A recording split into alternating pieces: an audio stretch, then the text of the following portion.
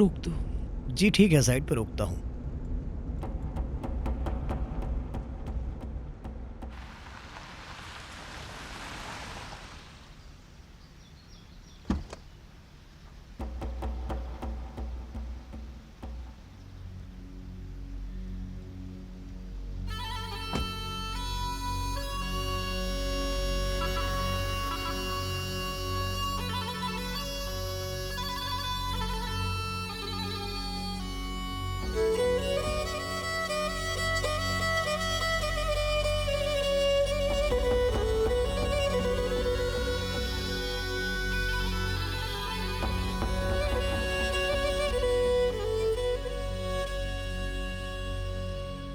सब गुजर जाएगा ना? तुम्हें क्या लगता है? गुजर जाएगा। कैसे? पहले अपने आप को गले लगाओ, फिर अगर आपके पास कोई ना हो तो खुद से कहो उठो, खड़ी हो जाओ, सर बुलंद करो। उसके बाद एक गहरी सांस लो और आराम से जियो। और फिर एक शख्स आकर आपको गले लगाता है, आपका सहारा बनता है, आपको शिफा देता है, जिंदगी में खुशियां भर देता है।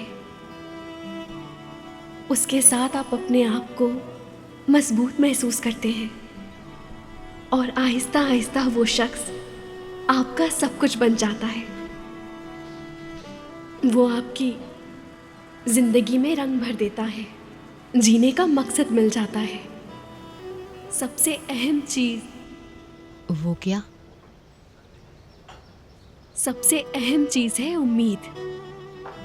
उम्मीद कभी नहीं छोड़नी चाहिए, आखिरी सांस तक नहीं।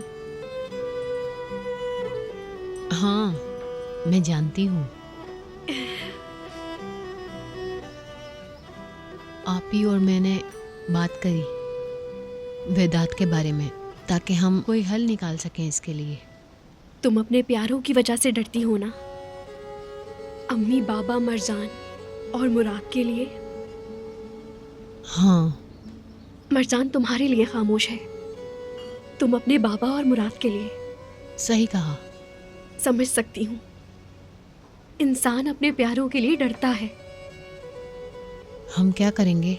हम हमेशा साथ रहेंगे, एक दूसरे का साथ नहीं छोड़ेंगे, और सबसे अहम, उम्मीद कभी नहीं छोड़ेंगे।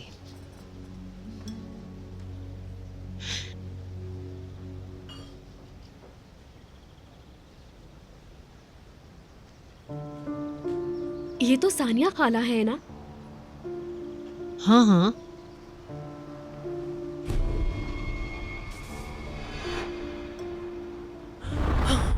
मोहतरमा, आप ठीक तो है ना? ध्यान से जरा। सानिया खाला, आप इनके साथ नहीं हैं? मुझे दे। शुक्रिया आपका। बहुत शुक्रिया भाई, बहुत शुक्रिया। कोई बात नहीं। इनका बीपी लो हो गया होगा। आओ, वहाँ एक क्लिनिक है, वहाँ लेकर चलते हैं। सानिया खाला, क्या हुआ है आपको? मुझे लग रहा है जैसे पाँव के नीचे से जमीन खिसक रही है। मुझे चक्कर आ रहे हैं। ठीक है, हम घर ले चलते हैं। अभी तुम मेरी तकलीफ नहीं समझ सकती।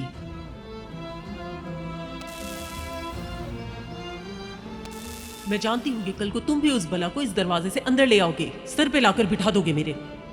अम्मी, जिसे आप बला कह रही हैं ना, जब आप बीमार थी तो वही आपको हॉस्पिटल लेके गई थी।